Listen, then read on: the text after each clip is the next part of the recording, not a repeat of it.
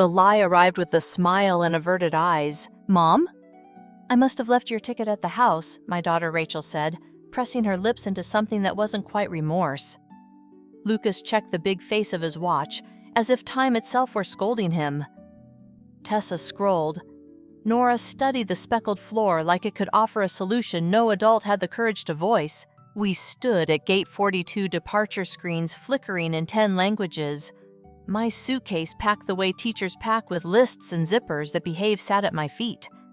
I had transferred $35,000 from my retirement last month for this grand family trip to Europe, the one we had circled on calendars and discussed after Sunday dinners.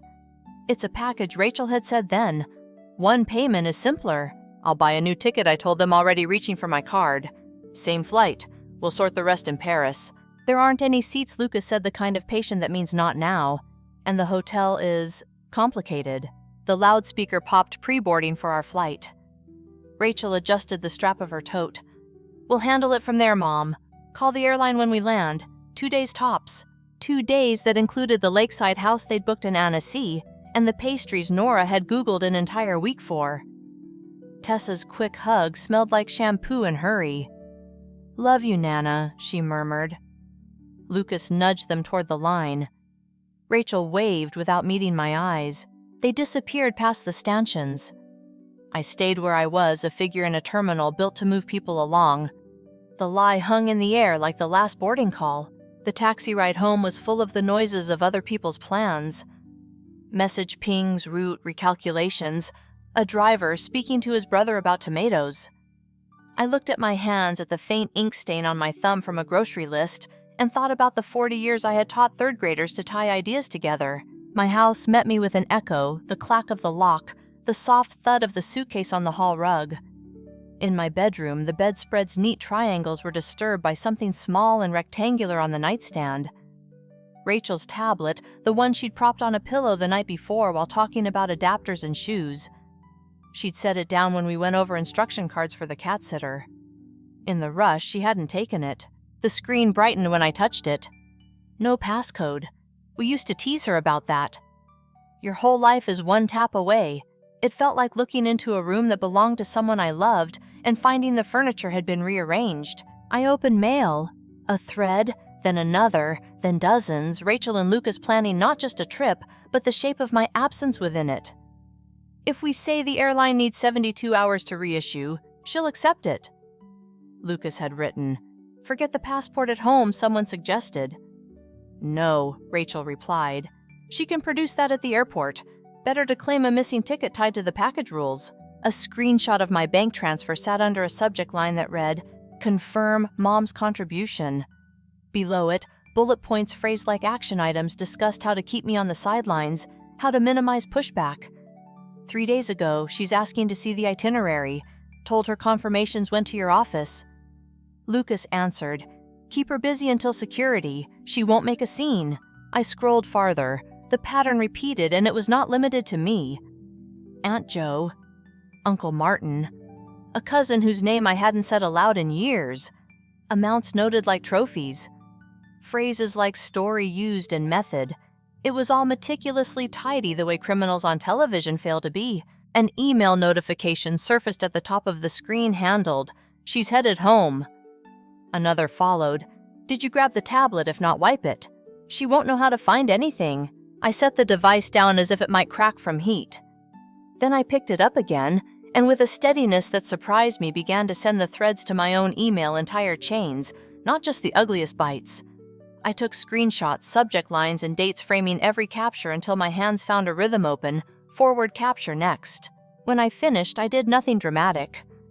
I placed Rachel's tablet exactly where it had been, face down on the nightstand, the smudge on its corner aligned with the lamp base like it wouldn't tell on me.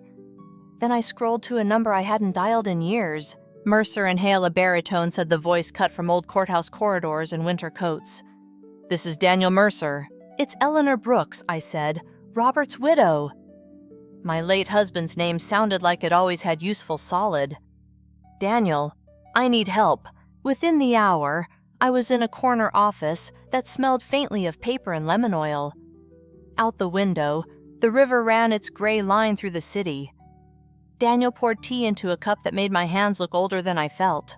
"We'll preserve the device exactly as it is," he said to Priya Shah, the digital forensics specialist, who appeared with a card of cables and a calm expression.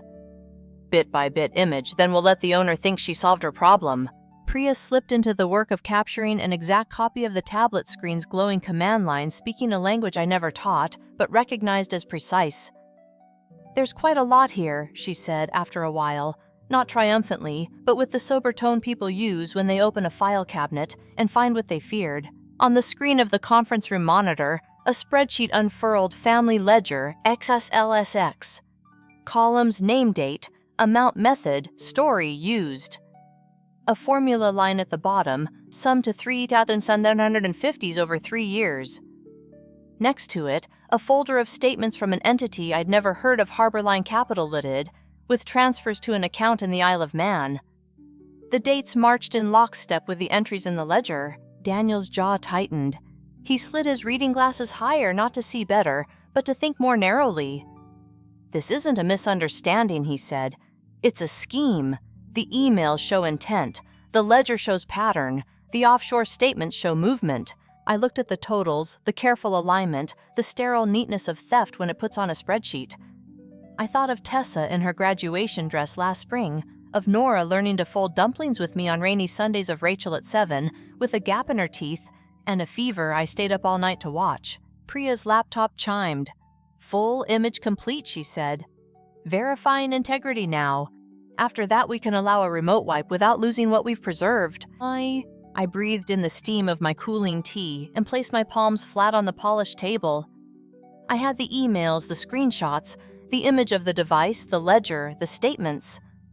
The room held the quiet of a path that had already been taken, whether or not I had meant to step on it. When I left the office, the afternoon had tilted into that hour where the light is thin and honest. I set my suitcase just inside my door and slid the handle down. It made a tidy click like a period at the end of a sentence. I wasn't going anywhere. Not today. By morning, the house had that particular after-storm quiet. Everything in place, the air still changed.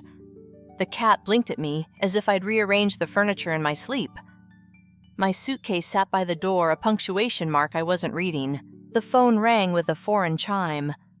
Rachel's face filled the screen. The camera tilted to catch a postcard scrap of Paris behind her ironwork pale sky cafe awning. She wore the expression I'd cataloged since she was small, and sorry for something mouth soft eyes aimed near, but not at me. "Mom, are you all right?" she asked. "We were up half the night with the airline. They're stubborn about reissuing anything tied to the package, but we're not giving up." Lucas appeared at her shoulder, a portrait of concerned competence. Behind them, Nora lifted a cup of hot chocolate, the foam mustached on her lip. Tessa stretched a scarf around her neck like a Parisian in a movie. Their absence pressed through the screen as if it had weight. "I'm managing," I said. Daniel had told me to keep my tone even, and my answers plain. "Have a good day. We'll call again after dinner," Rachel said, angling the camera so the city framed her apology. "Don't worry, we're on it." When the call ended, I sat for a time seeing not the Eiffel pattern of the railing, but the gleam of a spreadsheet's total. At Mercer and Hale, the air smelled of paper and lemon oil again, as if rooms could have signatures. Priya had arrived before us, sleeves rolled, her hair pulled into a neat coil that meant work. On a large monitor, she had tiled windows into a collage of dates and transmissions. "Good morning, Mrs. Brooks," she said. "We have more context." Daniel nodded towards the screen. "Walk us through it." Priya tapped her keyboard and a string of emails loaded. We found a hidden folder nested inside a standard travel directory. The naming is innocuous, itineraries old, but the contents aren't. Here are messages between Rachel and Lucas discussing your contribution and how to ensure you remain offboarding their phrase. There's an attachment called Family Ledger, as you saw yesterday, and beside it, subfolders of scans, checks, wire confirmations, even handwritten notes converted to PDFs. She opened a set of images. I recognized my bank's logo, the sum underlined in blue pen, a polite thank you written in Rachel's looping hand at the bottom of a memo, as if thanks could be stapled to a theft and neutralize it. "We've also identified other recipients of the same treatment," Priya said. Aunt Jo, Uncle Martin, a cousin listed as Elena V.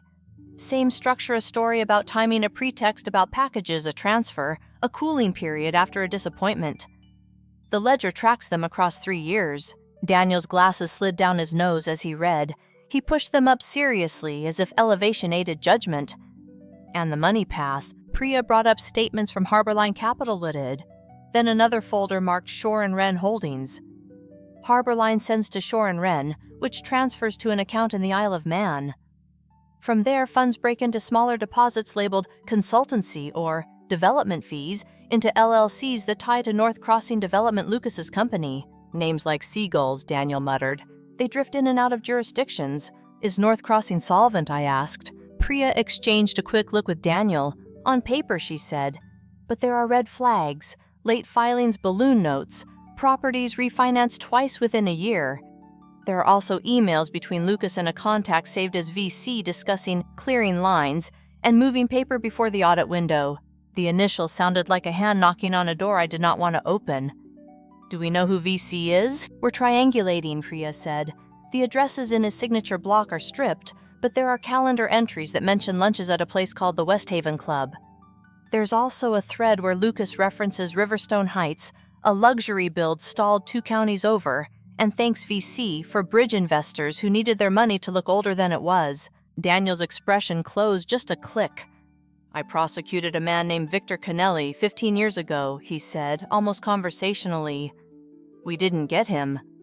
His name drifts in real estate circles where money is asked to introduce itself as someone else. The room felt narrower. Robert worked a case with that name. I said, my husband's voice flickering through memory, the late-night cups of coffee, the neat notes, the quiet conviction that some things must be kept from the dinner table to preserve appetite. He had not been a man of fear. He had been a man of caution. Daniel folded his hands. Eleanor, we're still looking at theft and fraud within your family. That is within our lane. But if there is a connection to Kennelly or anyone operating like him, it complicates the road. It complicates the danger, I said. It does, he said. There was no drama in his agreement, only architecture. He stepped aside to a smaller table and returned with a thick envelope. We've drafted a civil complaint to preserve your claims and to begin contact with other victims. We can file it today or hold it while we document more, and we need to hear from other family members in their own words. I thought of Aunt Jo's hands knotted with arthritis and impatience with pain. Call Jo first, I said. She would rather know than be protected. We called from Daniel's conference room. Jo answered on the second ring, her voice a blade you could use for cooking. When I told her what we had found, she was quiet, a long heartbeat, then another. That explains my vacation that wasn't, she said. They said Lisbon was full. All of Lisbon. I'm sorry, I said. Don't apologize for showing me the fire when I'm already smelling smoke, she replied. Send me what you have. I'll send what I have. Martin will stop pretending he hasn't noticed his balance shrinking if I thump him with paper. When the call ended, I felt the odd relief of saying a true thing and having it received even if it hurt. Daniel's assistant scanned Jo's old emails as they arrived, a polite invitation to invest in a family property opportunity, a follow-up about unexpected delays, a final note about market shifts and learning experiences. Pattern, Daniel said again softly, not because he needed to hear it, but because words sometimes help the air carry weight. In the afternoon, Priya came in with a printout of phone logs from the tablet and a separate analysis of 2 numbers Lucas had called often. These originated overseas, she said, pointing at a cluster of timestamps pinned to the early morning hours. They route through changing exchanges, but the tail end resolves near Geneva. That's a known hub in some laundering cases. Is this? And forgive me for asking dangerous, I said. The question felt childish, even as it left my mouth, but simplicity has its uses. It can be, Daniel said. But we're not playing detective with a flashlight. We have documentation. We have a clear narrative of deception in your family. If other entities are involved, that's a matter for law enforcement with the scope and resources to handle it. He looked at me carefully.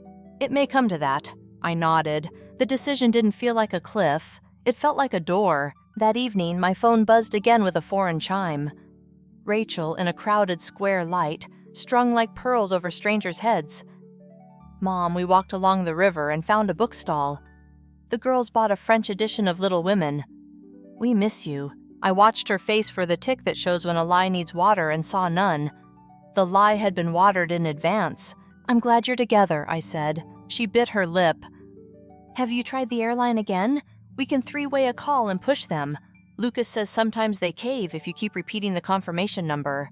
"I'll manage," I said. When the call ended, I called Tessa separately. She picked up in a quieter room, hair damp, a towel around her shoulders like a cape.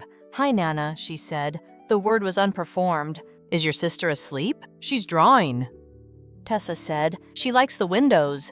She said the buildings look like the edges of cookies." "And you?" I asked. She hesitated. "It's pretty. It feels like we're borrowing it." I couldn't keep the pause from my voice. "What do you mean? Like it doesn't belong to us," she said. "Like we're not sure if we're supposed to be here." "Mom says not to worry." "Listen to your mother," I said, "and take pictures of the cookies." When we hung up, I sat a long while with the sound of my granddaughter's honesty. Children are so often precise. Adults admire it when it's about seashells and correct it when it's about anything else.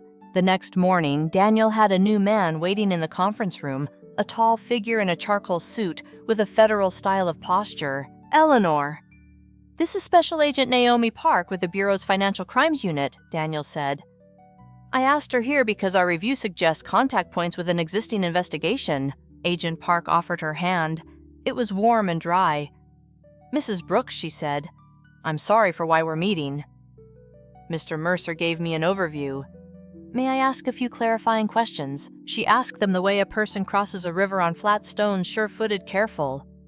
Dates, sums, names. Who said which words on which day? When Priya brought up the initials VC, Park's mouth did a small, almost smile that contained no humor. "We have an open matter involving Victor Kennelly and his network," she said. "If your son-in-law is communicating with him or his intermediaries, that has implications beyond your family's case." "What kind of implications?" I asked. "The kind that invite federal statutes to the table," she said. "Wire fraud, money laundering, conspiracy. If your relative's funds have been used to shore up fraudulent projects that also serve to move illicit capital, we would want to know." "Do you plan to speak to Rachel and Lucas?" I asked. "Not without care," Park said. "They're outside the country.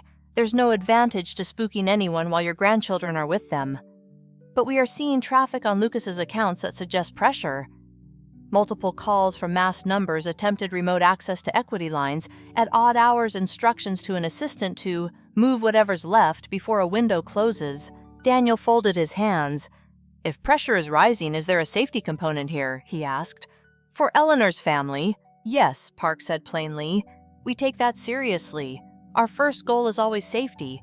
Our next is evidence. We can't control what a man like Kennelly decides is prudent housekeeping, but we can reduce the risk to people who might be considered loose ends. That may include facilitating a return." I felt that sentence like cold water, not because it surprised me, but because it confirmed a temperature I had sensed without naming. "What do you need from me?" I asked. "Truth and patience," Park said. "You've given us the first. With your permission, we will brief our team on the device image and the ledger and begin contacting other victims quietly. If there is a path to bring your family home under our umbrella, we'll make the calls in the right order." We spent the rest of the morning signing papers. Priya documented chain of custody for the tablet's image. Daniel drafted letters to Joe and Martin and Elena, inviting their formal statements. His assistant scanned the signed affidavits as they came in Joe's strong, angular script. Martin's terse sentences. Elena's grieving apology to herself for not reading the fine print of her own trust. When I went home, the house felt busy, even in its stillness, the way theaters feel 5 hours before curtain. I made soup and forgot to salt it. I salted it twice and started again. I set the table for 1, then for 3, then for 1. I smoothed the placemat as if any crease mattered.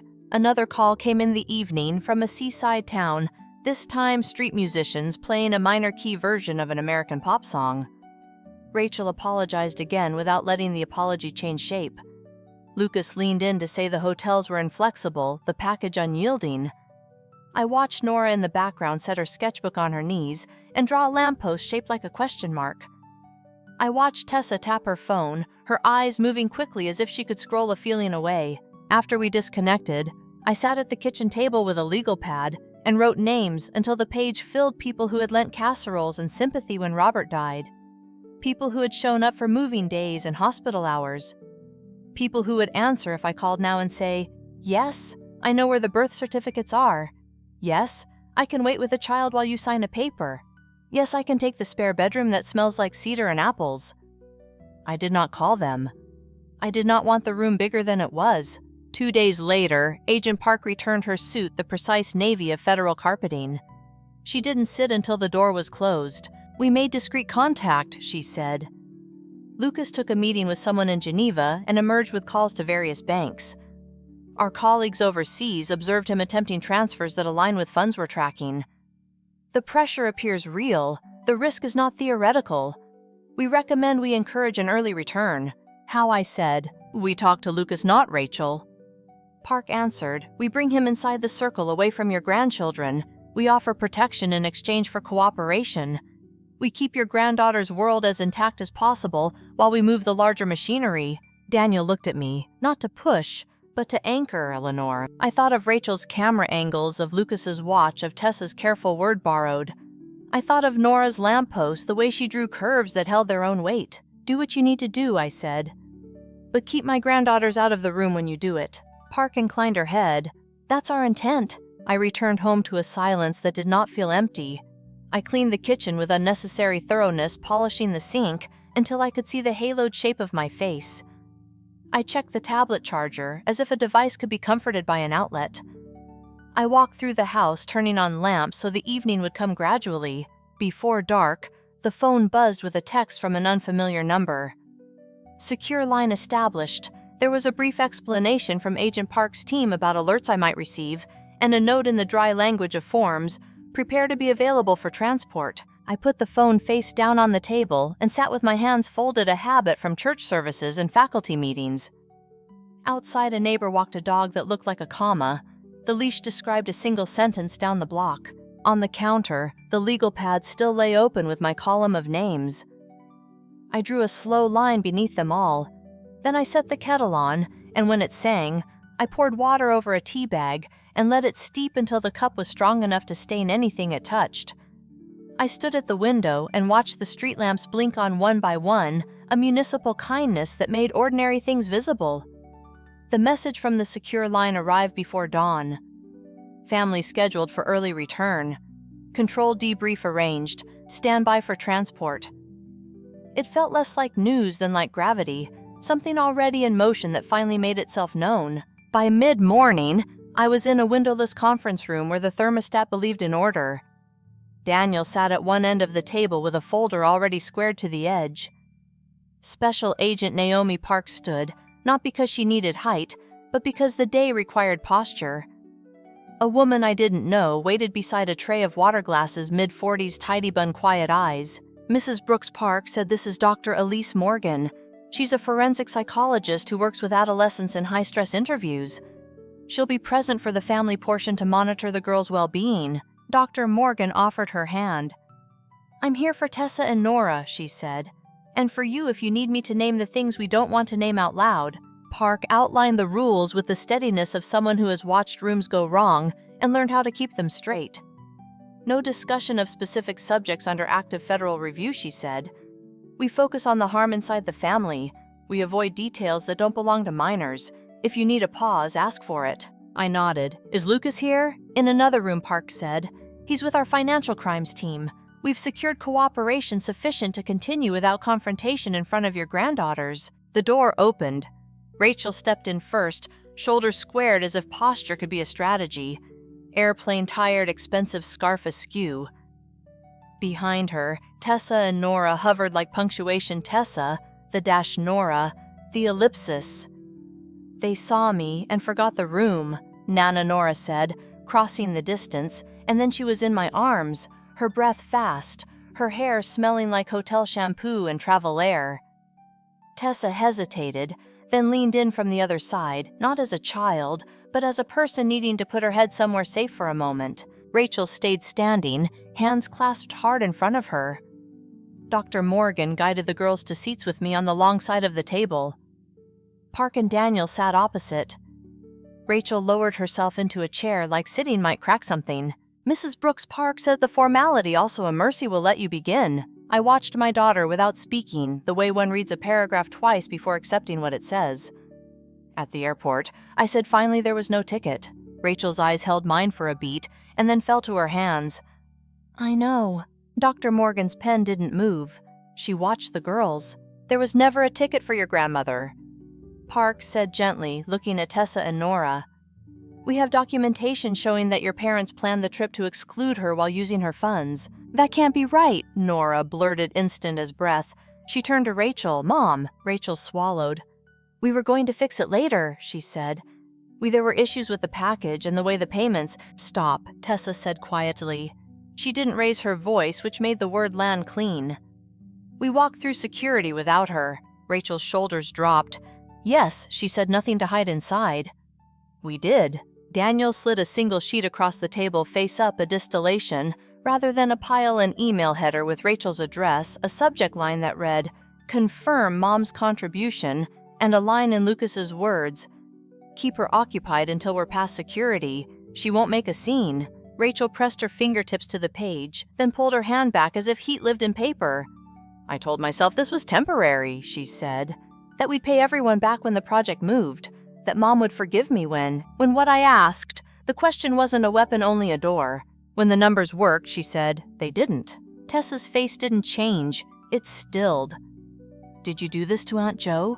She asked, eyes on Rachel, not on the document. And Uncle Martin, and Elena. Rachel's mouth opened, closed. Yes, she said, the word scraping as it left. To Joe and to Martin. I didn't know about Elena until after. Lucas handled. He told me it was an investment that went sideways, that we'd make it right. Nora looked at me like a person at sea wanting to know which direction land favored. Is Dad in trouble? She asked. Real trouble. Park's voice covered the ground between question and answer with care. Your father is speaking with agents about his business practices, she said. We're concerned about pressure from people not in this room. Our priority is to keep you safe while we sort the facts. Rachel flinched. The chair leg clicked against the tile. What happens to them? She asked, and for the first time her eyes found me like a person asking for weather when a roof leaks. To the girls. We arrange what keeps them steady, I said. School. A bed that remembers them. And we discuss your obligations to return what you took. Daniel set a second document on the table, this one thicker edges tabbed in yellow. This is a civil settlement proposal, he said. It requires full restitution to every family member identified in the ledger with interest. Prohibits you from accessing or managing any relative's assets. And mandates financial counseling and therapy. If you accept and comply, we will not pursue criminal charges at this time for the family fraud. That decision is contingent on cooperation and on the minor's well-being. Rachel stared at the tabs as if they marked years instead of sections. And Lucas, she asked. Separate matter, Daniel said. He's engaged with federal agents on issues that surpass this room. Your acceptance has no bearing there. Tessa's hand found Nora's under the table. Dr. Morgan noticed and didn't move the way you don't move when a wild bird lands nearby. Rachel looked at me. Mom, she said, and the word felt like a picture of a different woman, one with a gap-toothed grin and jam on her sleeve asking for a second cookie I can't afford to. You can, Daniel said without apology. You will. It may mean selling property. It may mean a smaller life than the one you arranged on other people's money. Rachel's chin wobbled, then steadied. I understand, she said, and she did, at least in that sentence. Park tapped her pen, once a tiny signal to her own attention. We're going to take a short break, she said. Dr. Morgan will sit with the girls in the family area. When the door closed behind them, Rachel covered her face with both hands. Her shoulders shook once, twice, and then stopped like someone just remembered how to stand. I told myself I was protecting them, she said into her palms. From the mess. From us. You were protecting yourself from the shame of telling the truth. Daniel said, not unkindly. She lowered her hands and nodded. Will she ever forgive me? She asked, not looking at me, as if the answer required distance. I don't know, I said. But she will eat breakfast tomorrow, and she will need you not to lie to her again. Rachel signed. Her signature looked smaller than the name she wore in the world. The afternoon shifted to logistics. Park's team separated movement into units of safety, who went where, when, with whom. By evening, the girls were installed in a quiet wing with a counselor and a stack of blankets that smelled like clean. Rachel stayed under supervision in a hotel that was mostly a set of rules with beds in it. Lucas remained in a different building with men who carry long memories and short haircuts. 2 days later, I stood in a judge's chambers that preferred light wood and short answers. A social worker named Ms. Carter sat with a file open to a page that ranked risks without adjectives. Daniel spoke when he needed to, and not at all otherwise. Rachel sat beside her attorney Vanessa Coe, who wore a gray suit the color of sensible decisions. Ms. Coe, the judge, said your client does not contest temporary guardianship to Mrs. Brooks. We do not, Vanessa replied. Ms. Gaines. Rachel's married name sounded like a stranger's accepts the terms and the schedule for restitution. She requests structured visitation. The judge turned to me. Mrs. Brooks. Yes, Your Honor. You understand the responsibilities you're accepting. I do, I said. I've been practicing since June. A small smile flickered at the corner of her mouth there and gone. 6 months reviewable, she said, writing. Visitation 3 times per week, supervised for the first month. Ms. Gaines will notify the court of any change in residence or employment. Any deviation from the restitution schedule will be grounds for immediate review. She signed, then set the pen down as if concluding a conversation with the page. These are children, she said, not as a sermon, but as a category. They will take their cues from you. Keep the temperature steady. In the hall, Rachel approached without looking sideways. Thank you, she said, for not. She didn't finish the sentence. She didn't have to. I didn't do this for you, I said, and realized as I said it that it wasn't a cruelty, it was context. I'm doing it for Tessa and Nora. She nodded. I know. That evening, 2 agents walked through my house in soft-soled shoes and left behind new locks, a camera at the front, and a list next to the phone that included numbers you dial only when you've already dialed the regular ones. By the time the girls arrived with Ms. Carter and a rolling suitcase each, the kettle had boiled 3 times. This is weird, Tessa said, standing in the doorway of the room that used to be Robert's study and now had her schoolbooks on the desk. Good weird, but weird. It can just be a room, I said. You don't have to name it. Nora made a nest of the extra blanket in her sketchbook. Do we get to put our toothbrushes in the upstairs bathroom? She asked. You do, I said. There's a drawer with a blue lining. It squeaks. That's how you know it's yours. We ate soup salted correctly at the small table that had seen report cards and birthday candles, and 2 polite arguments about whether the cat preferred the window ledge or the armchair. The girls talked in the way tired people talk. When they don't want to put labels on anything about bread that crunches differently in Paris, about a street musician who played a song they knew, but sadder about how fountain pens make you write neater, even if you aren't trying. After dishes, Tessa stood in the hallway, looking at the old black and white photograph of Robert in his deputy DA. Day hair, too much product tie, exactly right. I don't remember him like this, she said. But I like that he looks like he believed in what he was doing. He did, I said. He also burned pancakes and sang off-key on purpose to make people laugh. Nora laughed the sound a small bright thing. That tracks, she said, and headed upstairs with her sketchbook tucked under her arm like a baton. I found Agent Park's number on the sheet by the phone and called. She picked up on the second ring. They're settled, I said. Good, she replied. Lucas has executed an initial cooperation agreement. He's being held at a secure facility while we verify what he's provided. Your daughter's settlement is on file. We'll coordinate with Ms. Carter on visitation. Thank you, I said. There was a pause, not empty. Mrs. Brooks Park added, The choice you made today will steady more than your household. I didn't make it alone, I said, and we both knew the list of the people behind that plural. When I hung up, the house found its evening shape. Lamps on. Cat installed on the armchair it preferred regardless of argument.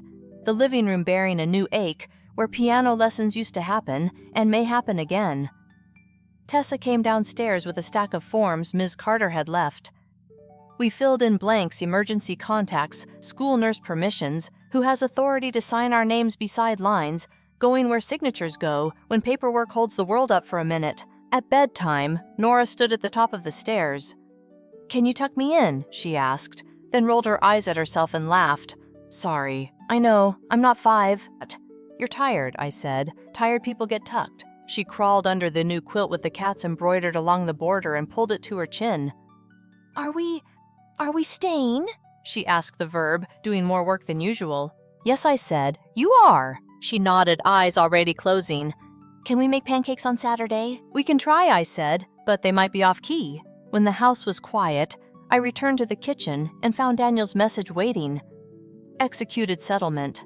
First transfers scheduled for Friday. Civil restrictions in place. I poured tea and read the line 3 times, as if repetition could sear it into something permanent. The tablet still sat in my bedroom on the nightstand where I'd put it back the day the world rearranged itself. Priya had imaged it. Rachel had attempted to wipe it later and received whatever relief that act gives the guilty. The device had become an object, not a portal. I left it there. Some things stay where they are until the room no longer minds. When I turned out the lights, the house held more breath than usual. 2 teenagers upstairs, and the soft whir of the new camera outside, and the ordinary hum of the refrigerator doing its quiet job.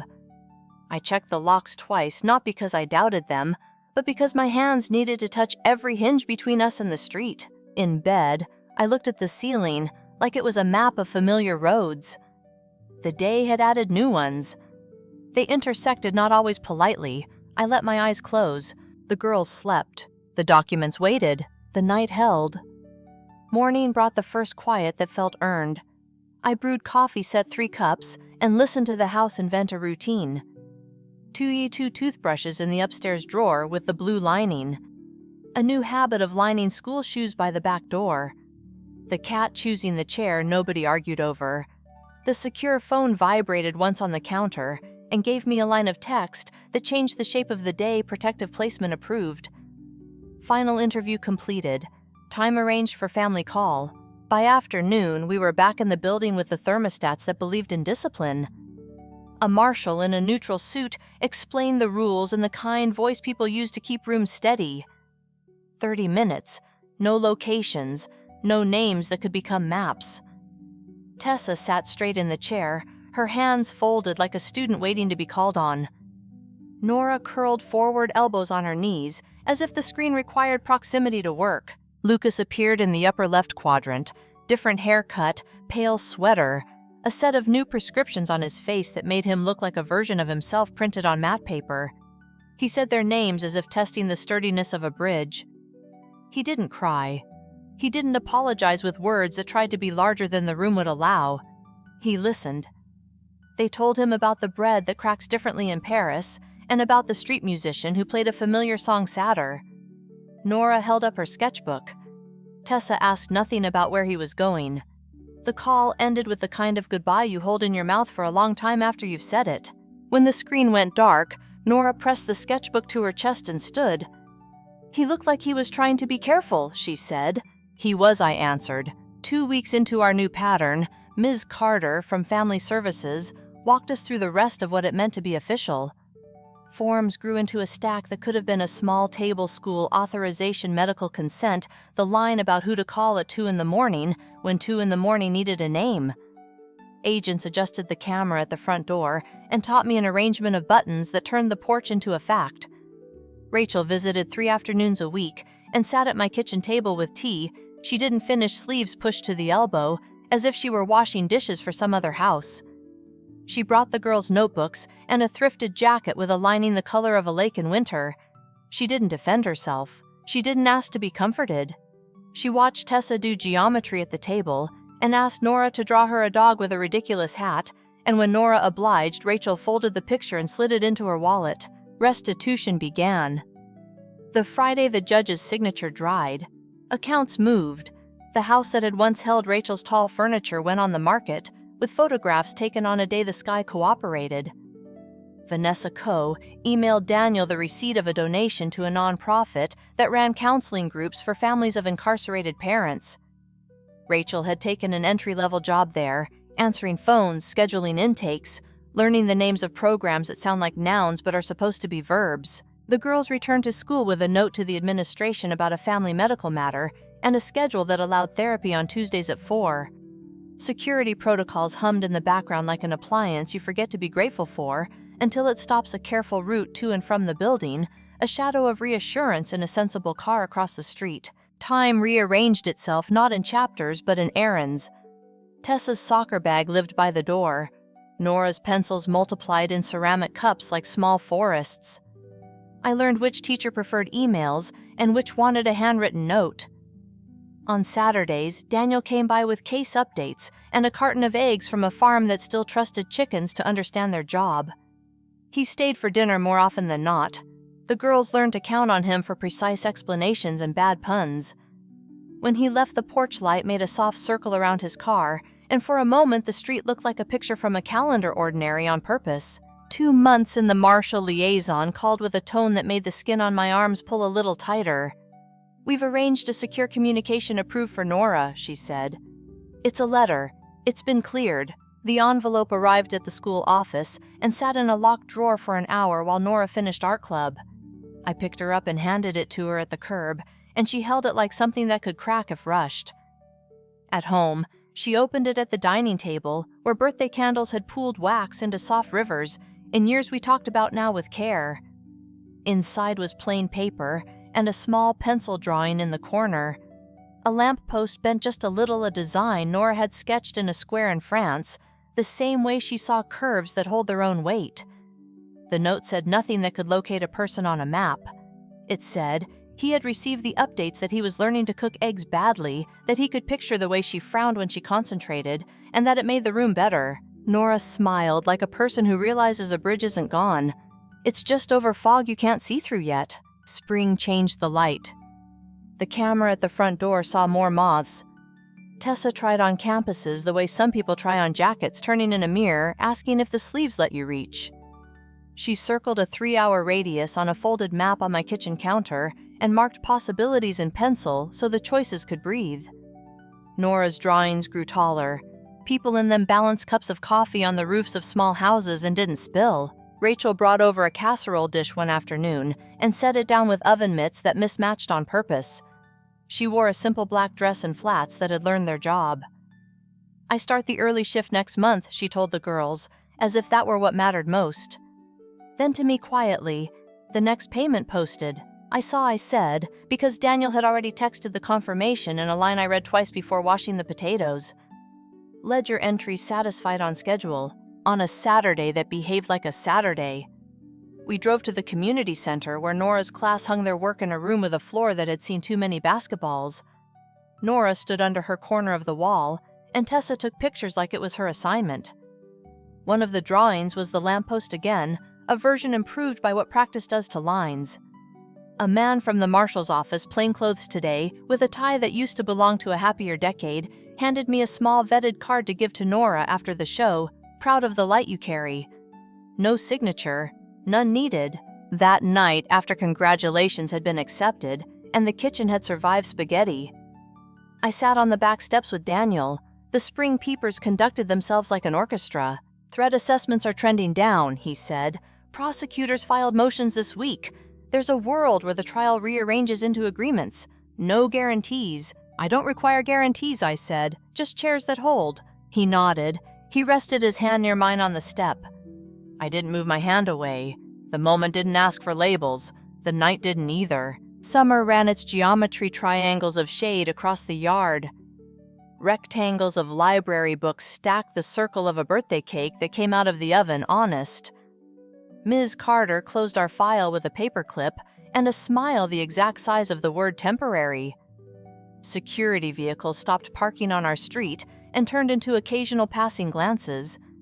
The girls learned to walk home together with a rhythm that made them look like a sentence, as if one knew where the commas belonged for the other. A year after the airport, I met Daniel for coffee at the corner place where the barista knew to pour an extra splash of hot water into my cup. Tessa brought a notebook's catalog by tabs and lined ink. She had narrowed her college list to 2 and could explain the advantages without using adjectives that had to be returned to the shelf. Nora sketched the couple at the window with a line that understood small kindnesses, the way someone nudges the sugar closer without interrupting a story. "How's the office?" I asked Daniel. "Louder than it used to be," he said. "Less paper, more screen." He took a sip, set the cup down, and looked at me as if a decision had already been made by the day. "You're well," he said, not as a compliment, but as a weather report that had been wrong in the past and was glad to be wrong now. "We're steady," I said. Back home, the mail held proofs that paper can carry consequence, a final schedule of completed transfers, a certificate noting that Rachel had finished her first round of counseling hours, an invitation to a nonprofit small fundraiser printed on thick stock with a crooked staple. I put the documents into a folder with a label that didn't need more than a date. The ledger that had once made my hands shake now looked like something retired pages that had done their ugly job and could be archived without ceremony. Tessa came in with grass stains on her shins and a list of questions about dorm laundry. Nora followed with charcoal on her fingers and asked if we had enough eggs to ruin on purpose and try again. Rachel arrived for dinner with a bag of peppers and a readiness to slice. We ate at the table that remembered different conversations and made room for these. Later, when the dishes had been stacked and the cat had chosen sleep, I walked through the house turning off lamps. The new lock on the front door clicked and accepted my trust. The camera's small light became a dot that meant present. Upstairs, 2 doors stood ajar the same width. In Tessa's room, a map waited under a magnet shaped like a beetle. In Nora's, the lamppost drawing leaned against the wall, taped at the corners to keep it from thinking of leaving. In my room, I sat on the bed and looked at the nightstand where Rachel's tablet had once waited like a secret. It was empty now, just a book with a leather bookmark and a small dish where I kept my rings. I thought of Gate 42 and the lie that had arrived with a smile. I thought of tables with lemon oil and of people whose jobs require posture. I thought of names written in sensible ink on forms that let a family hold. Downstairs, the kettle began to think about singing. I went to the kitchen and added water and set 3 cups again. The house was the same size it had always been. Its edges held. The steam curled into the air and disappeared where steam goes, and I listened to the quiet the way you listen to music you know without bracing with recognition. Thank you so much for listening to today's story. If this story resonated with you or made you reflect, I'd love to hear your thoughts, so feel free to share them in the comments below. And don't forget to like, subscribe, and hit the notification bell so you won't miss the next story.